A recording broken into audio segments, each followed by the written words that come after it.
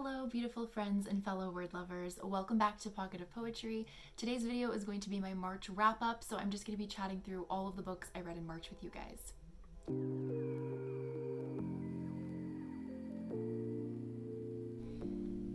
So March was definitely my best reading month this year so far. I read a total of 8 books, which I am super happy about, and I feel like it was a really good reading month overall. So without further ado, let's just jump right into the books and what I thought of them. The first book that I read in March, if you watched my reading vlog, you know this already, but it was The Power by Naomi Alderman. I wanted to read this book for a book club, and this book was intense, you guys, like crazy intense. And I was waiting for my wrap up to talk about my thoughts about it because I have a lot of thoughts, and I don't know, I just couldn't adequately express it in like a vlog, so I just wanted to wait. But basically in this book, this is a science fiction story about what our world would look like if women suddenly developed powers. So basically in this book, the women, it starts with teenage girls, but it eventually spreads to older women. They start to get this power where they can summon electricity and kind of use it as a weapon. And what the book really is at its core is it's an exploration of what this world would look like if the power balances in our world were tipped from one gender to the other. So it's an exploration of what it would look like if females were in power, basically. And it does this through the POVs of 4 different characters. There is Tunde, I think is how you say his name, a Nigerian journalist who wants to travel, and when these crazy changes start happening in the world, he wants to be there on the front lines reporting and telling the stories. And then there is Roxy, the daughter of a crime boss in England, who's super tough and strong and one of the first to discover her power. There's Allie, a young girl, a young foster child who's abused in her youth, and who eventually runs away and starts kind of a cult following surrounding this power. And then there is Margot, who is she starts out as a mayor and she kind of climbs the political ladder. It is told through these 4 different characters. I will say they were all super interesting because they all explored different elements of what the society is like. So there was the journalistic element with Tunde, who was definitely my favorite POV character. I thought he was so cool and so brave with his journalism, and just he seemed like a very impartial but very like grounded character. And then probably my least favorite was Margot, the one who kind of explored more of the political side. She definitely kind of becomes more corrupt, I would say, throughout the story. And then Roxy's is kind of more of exploring the crime side of things, like exploring underground secret bosses or secret gangs, and like, you know, more of the criminal side of things. And then Allie's is more of the religious side of things, which I also found super fascinating because basically her whole side of the story is what religion would look like if females were in power. And if you don't know, I'm actually going to be talking about this a lot in this video, so it's best to just say it now. Religion is a super, like, one of my biggest interests. Like, I'm super fascinated by religion and just the impacts that it has on culture and society as a whole. So this part was so interesting to me because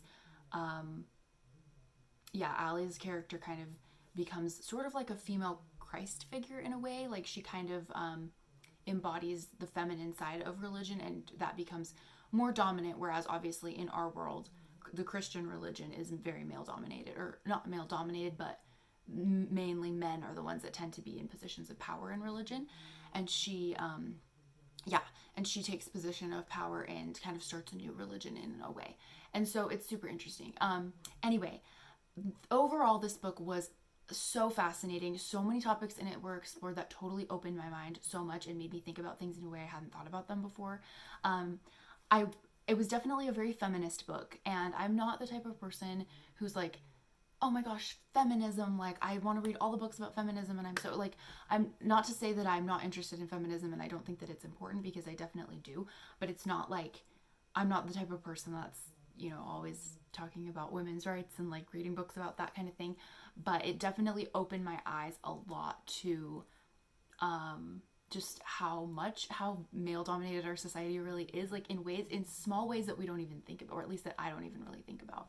Like, there was the religion side of things, there was the fact that like women or men are just generally more respected in like academic circles, just so many small things. And then there were parts in that book too where the men were very over sexualized, like wearing super tight clothing, and like it would talk about the men in a really over sexualized way, which was like weird, you know, because we're so used to it being women that are always over sexualized and men aren't really. And it was just such an interesting concept to see it be kind of flipped around.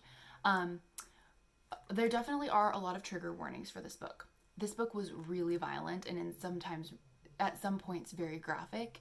So if you don't like that, I would not recommend reading this book. There's also very graphic discussion of sexual assault and sexual abuse in this book. So those things, honestly, for my taste, were just a little bit too graphic. I actually skipped some portions of the book because I was just like, oh, I don't like that. Because I'm not really the type of person that likes to read that kind of thing. But yeah, so if just to let you guys know, there is a lot of that in this book. If you don't like that, maybe skip this one, because it definitely deals with a lot of heavy topics in a very graphic way. But overall, this book was brilliantly written, and I thought it just opened my mind up to so many things and made me think about so many things. Like, definitely was disturbing. Like, there were definitely very disturbing elements to it, but I know that was like the point of the book, was to make you think about these things. And really, I really liked the fact that she showed how corrupt the women became when they were in power, because it's not like women are any different, you know. Women, we're all humans at our core, and, you know, she showed that the women were just as prone to be power hungry and corrupt as men are, and they abused the men in similar ways that men have abused women. And I think that she put that in the book to purposefully show just how crazy it is how women are treated in this world, because obviously when we flip it around and think about women treating men that way, it seems crazy, you know. And so I definitely thought that was really cool how she did that. And I also appreciated that she didn't make the women seem like they were, you know, perfect and like all powerful and great, but that they had flaws, and that those flaws could very easily and very quickly corrupt things very fast. So my rating for this book is 3.5 stars, and the only reason I rated it 3.5 is because again, the graphic elements I wasn't a fan of. I honestly thought she could have done it without being so graphic. I just didn't personally like that. There were a lot of moments where I was just like, oh, you didn't need to really go into that much detail. And also some of the characters I just didn't really connect with that much. So like, it wasn't like I was enjoying myself. It wasn't the type of book where I was like, oh, I'm going to sit back and enjoy myself. It was definitely more of like a critical thinking experience.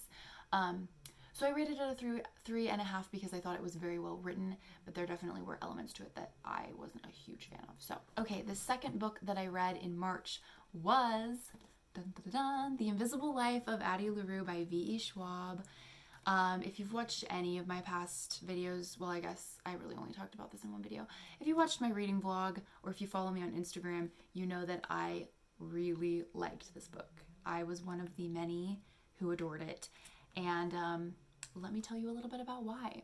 So this was my first book that I read by V.E. Schwab, and I love her writing style. Honestly, the concept of this book is incredibly fascinating, right? So we have Addie LaRue, a young woman in 17th century France who kind of sells her soul to the devil in exchange for immortality, in exchange for a chance to live a life of freedom, a life that she thought she would never be able to experience until she meets this dark spirit in the woods, this devil, if you will. And he kind of tells her that she can live as long as she wants. When she gives up, though, when she's done with life, she has to give her soul over to him. And so we follow Addie over the span of 300 years as she lives her life, goes through ups and downs, goes through trials and challenges. And the one catch to her deal with this devil creature is that no one will ever remember her. No one that she meets, no one that she sees, as soon as a door closes, as soon as they walk away, turn away, they forget who she is, forget about her. So she lives this life of anonymity, invisibility. No one ever knows who she is. She can't really make a mark on the world. The whole concept of the book is gorgeous, of course. I mean, talk about poetic justice. Talk about just like the most gorgeous poetic concept ever. It really is. And this book deals with so many themes of, obviously, immortality and mortality, love. It deals with themes of art and how art is inspired, and kind of like the meaning and the worth of art. There's just a lot of themes in here, and they're very poetic themes. It's a very poetic, ethereal book. It's written very beautifully, and we go back and forth between modern day New York City Addie's current modern life and back to her past life when she was in 17th century France, and then onward. So we get a lot of different time periods, we get a lot of different timelines. We're seeing these beautiful different experiences that she has in her life, and obviously we're also seeing a lot of darker and harder experiences that she has as well. And a lot of people, I noticed there was quite a lot of controversial opinion around this book, like on BookTube and Bookstagram. I was seeing a lot of different opinions. A lot of people didn't like it because they found the writing too flowery. They thought it wasn't, practical enough. I think a lot of people had an issue with maybe some of the social issues that weren't addressed in this book. And I totally understand that. I totally get it. I can understand why some people might not like it. Sometimes it's good to just enjoy something for its poetic qualities and for its beauty. Like looking at a painting of a beautiful rose. Like, it might not be the most deep and beautiful painting you've ever seen, but it's beautiful and it exists to be beautiful and to bring joy. And that's how I feel about this book. But you gotta love a dark, brooding character, like a dark, brooding male sort of love interest. Like, I feel like we all just have a little piece of us inside that just craves that. So I don't know. It was good. It was honestly just really enjoyable to read and really poetic and beautiful. And I thought the ending was very poetic and nice how it was done. So overall, I don't know. I really liked this book. I think just like how Addie kind of inspires the art throughout the book and she kind of is a muse to people and sort of leaves her influence, I thought that was very lovely. I thought that was a very lovely little storyline. And I feel like this book is like almost a book that will inspire you to want to create art, like a book that will make you want to write a poem or paint a painting, because it's just pretty like that. It's just pretty. It's a pretty book. And I don't know that Addie LaRue herself had a ton of depth as a character, or really that any of the characters did. And usually I'm a very character-driven reader. I didn't have a problem with any of the characters though. I didn't. I enjoyed the characters. I thought that they were sweet and cute. I liked Henry. I thought I liked him. I thought he was cute. He just had that curly hair bookstore boy aesthetic that I just live for and adore so much. So yeah, anyway, overall I'm giving this book a 4.5 star rating because, again, the characters, yeah, they could have been developed more. Certain things in the plot could have been developed more, but overall this book was gorgeously written and gorgeously done. So I really have no complaints about the rest of it, but I did 4.5 just because I didn't think it was a flawless book. I think it did have flaws, but I loved it. So book number 3 that I'm going to talk about is Ruin and Rising by Leigh Bardugo. This book is the third book in the Grisha trilogy by Leigh Bardugo. Little backstory, I finished the first 2 books in this trilogy last fall. My husband and I read them together. And it took us a while to finish Ruin and Rising because we started it and then life got crazy and we just kind of didn't pick it up for like a really long time. And then we picked it up again this month and finished it just in time for the Netflix series coming out, which, by the way, I have to say I am so excited for, and I'll talk more about it in a second. But overall, I'm going to kind of just give you guys my thoughts on like the whole trilogy because this was the last book in the trilogy and kind of the conclusion. Overall, the trilogy was very it was an enjoyable story. And I will say that I absolutely love the Grishaverse. I love the world that Leigh Bardugo creates in this series. I love the magic. I love the culture. I love how there's all the different countries and the different cultures within it. I just think it's really, really fun. And I love the way she world builds. Overall, though, this trilogy really isn't my favorite trilogy. I don't really ever see myself rereading it unless maybe like I read it with my kids one day. But other than that, I don't really see myself rereading it. The characters just kind of fall flat for me in this one. That would be with the exception of Nikolai Lantsov because he is the best ever. I think everybody agrees with me on that. Like, Nikolai's the best, which is why Siege and Storm is probably my favorite book in this series, just because there's more Nikolai in that book than there is in any of the other ones. But basically, other than that, the characters are just very meh for me, especially Alina and Mal. I just don't connect with them. They're just very bland and boring to me, and I have to say, I just really, really do not like how much we are in Alina's head and how much internal dialogue there is and just how much she's doubting herself, literally up to like almost the last page of the last book. She was just constantly doubting herself, and it just got so annoying. I get it that it was supposed to be like a relatable teen book, But there comes a point when it's like, okay, we get it. She doubts herself. Can we like move on and talk about something else? Although I thought it was I thought it was fun. It was enjoyable to read.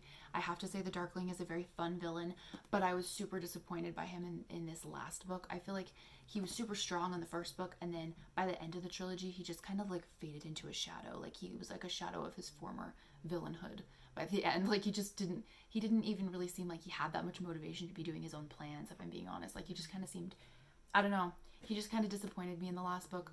But I will say though that I thought the ending of Ruin and Rising and the conclusion to the series was actually a really good ending. I thought that Leigh Bardugo ended it really well, and it was just really sweet. It was just a sweet ending, and it made me really happy, and I was like, okay, well, at least all the pain was worth it, right? That's kind of how I felt. So anyway, those are my thoughts on Ruin and Rising. I will give it a solid 3 stars. Very average. It was enjoyable, it was fun, but it wasn't anything that like wowed me. Book number 4 that I read in March was Grown by Tiffany Jackson. I saw a lot of people talking about this one on BookTube, so I figured I would just pick it up. I checked it out on Kindle from my library, and I finished it in one day. It was definitely a page turner. Like, it super intrigued me to the end, and I wanted to finish it fast. It was kind of like, there's certain books that for me are like binge eating candy or binge eating a really good snack. It's like you just don't want to stop. It's like, you know, it's like it's not necessarily the most fulfilling, nutritious thing you could be eating, but you just want to keep eating. And that's how I felt with this book. I was just like, I just want to keep reading it. I liked it. It was good. I definitely would consider it to be a thriller. I saw a lot of people saying that they didn't think it was a thriller.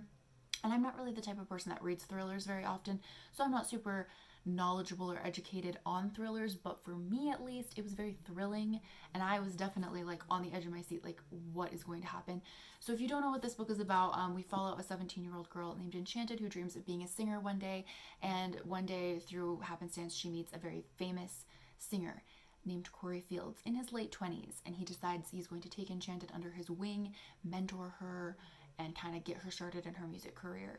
And from the beginning, you know, his behavior towards her is extremely predatory, and it's very easy to recognize as an adult, but you can also clearly see how a 17-year-old girl would totally be flattered by this attention from a famous older man. And so it's a very heartbreaking book to read. It's super, super, super sad, and you're gonna feel for her, and you're probably gonna feel anger because it really is like a messed up situation. But I feel like this book was actually so important.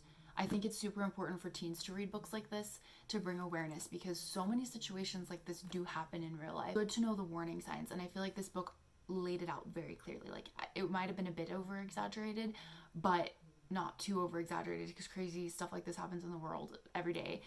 But it really did like lay it out, but it also had this like super thrilling element to it. The book opens out with a murder, so you know from the beginning that a murder has taken place.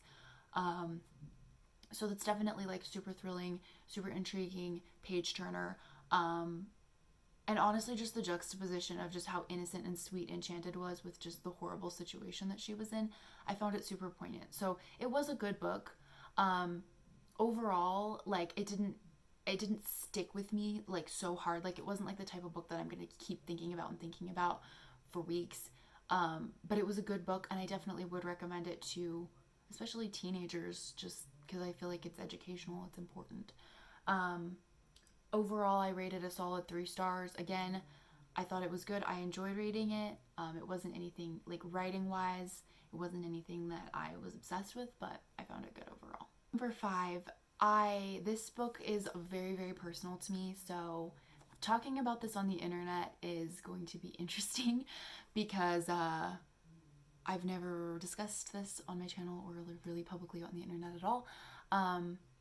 But the book that I read, I will just show you guys, was called Without the Mask by Charlie Bird. A book about the author's life, so kind of like a memoir / autobiography type book. The only nonfiction that I read this month, actually.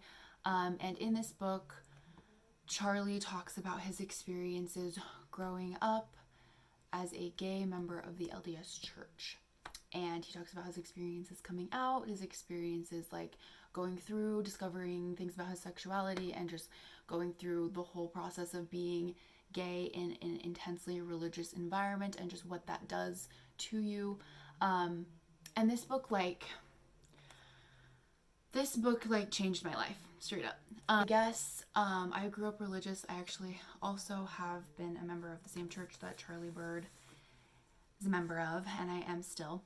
And over the years of being a religious person and being a Christian and someone who believes in God, it truly like has always, or for a long time, has broken my heart just thinking about all the things that LGBTQ people in religious environments have to go through. Discusses his experiences with religion, his experiences with different trauma, but overall it's mostly talking about his faith. It's mostly talking about what he believes. It's about his testimony and how important it is to him, how important his faith is to him. And this book just inspired me so much because despite everything he's been through, despite, literally thinking that he was a terrible person and thinking, he was kind of raised in an environment where that was what was believed about gay people, was that they were terrible and that they were a perversion, that what he was, like an inherent and core part of who he was perverted and wrong. And growing up believing that, and just like how poisonous that is and how terrible that is. And then he explained how being gay actually was like a huge part of who he is, and once he embraced that and accepted that and realized that there was so much more to him than just, there was so much more to even like his sexuality than just like who he was attracted to, but also like huge parts of his personality and his character and just the person that he is and his talents and what he's good at, and that by embracing those things he was able to become a much happier, more fulfilled whole person. And this book was incredible to me. I give this book 5 stars.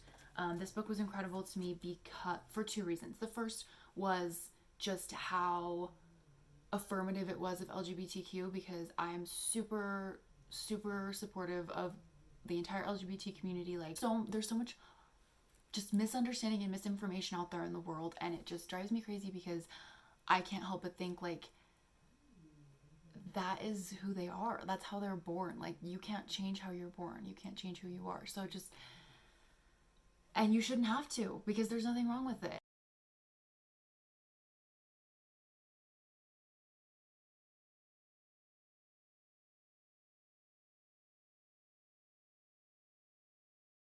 That was super powerful to me, and I super appreciated just all of the things that he said about that in the book.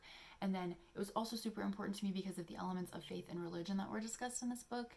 I consider myself a very progressive Christian. I consider myself to be a Christian, but a Christian who believes that, the world is constantly shifting and changing, and we should shift and change with it.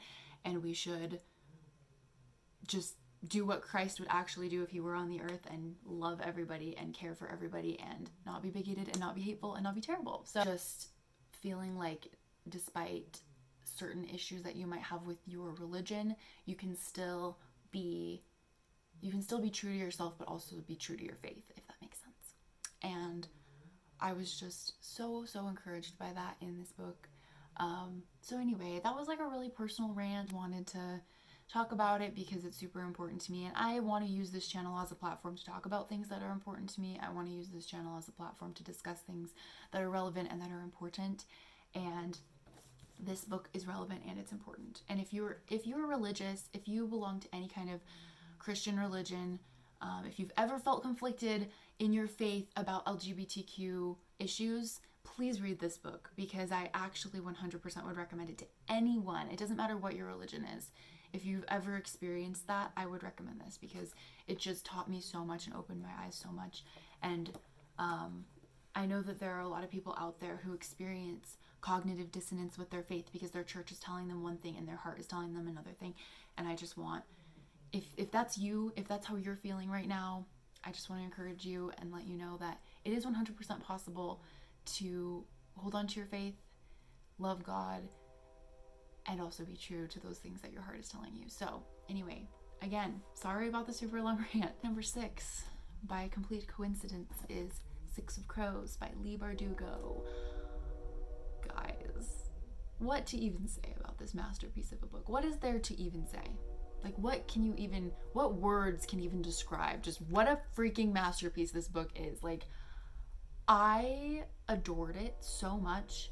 Everybody says that Six of Crows is way better than like the original trilogy that Leigh Bardugo wrote, and they are 100% right about that. Like, the depth of character, the depth of world building, the depth of the plot in this book alone is just incredible.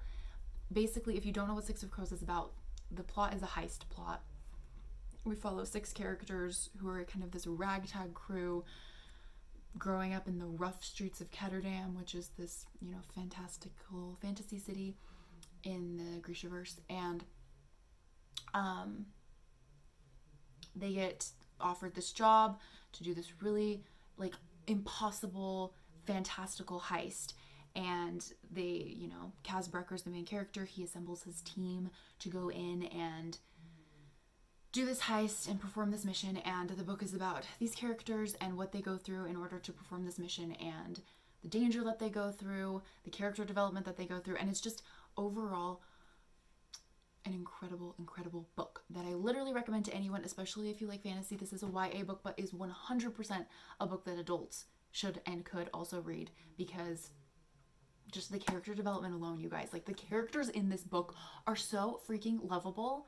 I can't get over it. I've been scrolling Instagram posts and fan accounts for Six of Crows for weeks now, because I just am obsessed with these characters. They're just so adorable, and it's a found family sort of storyline or trope, I guess you could say. These 6 characters kind of find a family in each other, and it is just so sweet, and all the different relationships and friendships. I'm obsessed with those kinds of storylines where it's a group, but all of them have their own individual relationships with each other. It's just so good. So anyway, definitely a 5-star. This is my second 5-star book this month. I think I only have 2 5 stars. Yeah, I only have 2 5 stars this month, which actually I think they're the first books that I have given 5 stars to this year. So I'm in love with Six of Crows, and I'm currently reading Crooked Kingdom, and I'm also in love with that. So basically, you're just gonna hear me rant all about that next month. Book number 7, we're nearing the end, you guys. We're getting there. This video is super long, and I apologize for that, but there were just too many things to say about these books. I just have too much to say about all of them. But book number 7 is The Vanishing Half by Britt Bennett. This book, of course, I've been seeing it everywhere, all over the internet, and I had to read it because I just thought the idea of it was so intriguing. So if you don't know what it's about, we've followed 2 twin sisters, Desiree and Stella, and they grow up in this small town in the South. It's a colored town. All the people in the town are Black, but they are all very light-skinned, to the point where they're almost white passing, they could pass off as white.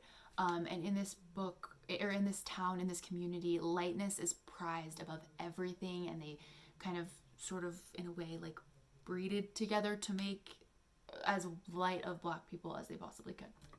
And basically we follow these 2 twins who run away from this town and both go to live their own separate lives. One of them marries a very Black man, a very dark-skinned man, and has a very dark-skinned daughter.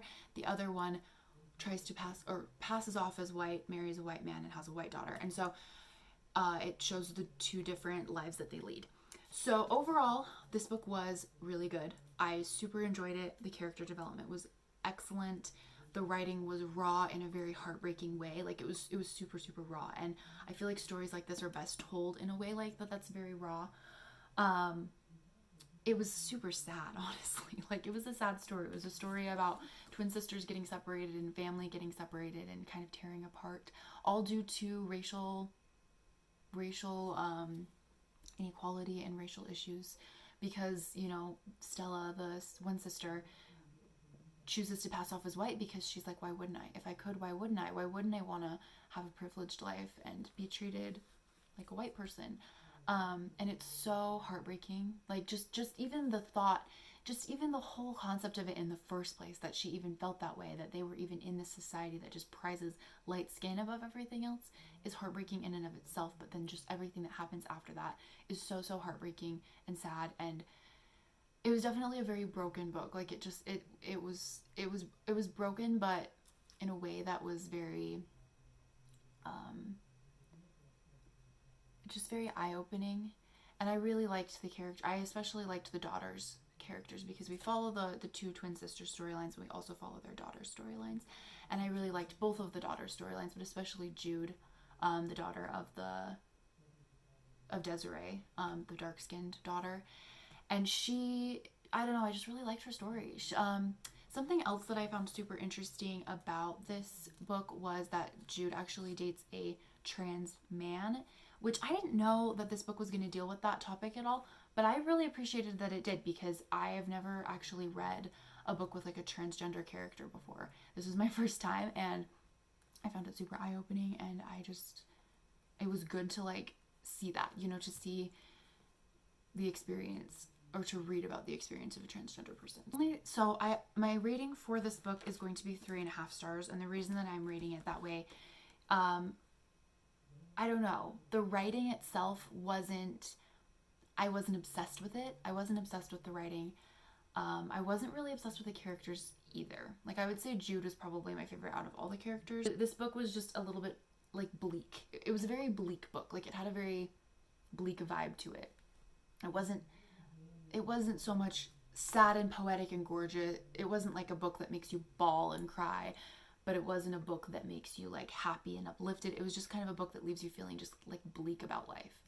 And I didn't really love that so much. I thought that the book dealt with very important topics and very interesting characters. But overall, it didn't make me like feel as much as I wanted to feel from it, if that makes sense. So I rated it a 3.5, and I feel like that was really rambly how I just went about talking about that. But yeah, no, overall though, I would recommend this book for sure. Like, I think everyone should read it because it's super just eye-opening, and it's just it's crazy how good this is random, but the cover looks so good on camera. In person, I feel like, because when you see pictures of this book, I was like, every time I would see a picture of it, I was like, wow, this book cover is so pretty. And then I saw it in person, and I was like, it's actually really ugly. like especially comparing it to all my like neutral toned like black and white books, and then just these like garish colors on the cover. I was like, they're really ugly, like looking at it in person. But when I look at it on camera, I'm like, it looks super pretty. I don't know what it is about this book, but I feel like it just looks really good in photographs, but it looks really bad in person. I'm sorry, that was like so random, but this book is so ugly. I'm sorry. It's so weird because I thought it was cute at first, and now I'm just like, ooh. Anyway, sorry. That was a tangent. Irrelevant. Okay, well, the last book that I'm going to talk about, the last book that I read in March was City of Bones by Cassandra Clare, and I actually did a full video review of that book on my channel and uploaded that a few days ago, so click the link above or below to watch that if you want to see my full thoughts on City of Bones, but I did end up giving that one a 3.5 star rating as well. So yeah, that's it for my March wrap up. That's all the books I read in March. Look at this fat stack, you guys. Look at this. And this isn't even all of them. But yeah, so it was a really successful reading month, and I'm really quite happy about that. Again, sorry for all the rants that I went on and all the tangents. Hopefully you guys stuck with me to the end. If you did, thanks so much for being here. Please give this video a like if you liked it, and subscribe if you feel like it. Stay tuned for my next video. I'm going to be talking about my April TBR, which I'm super excited for, like so excited for. So stay tuned for that. I'm going to be giving you guys all the tea on my April TBR. I will see you guys then. Bye.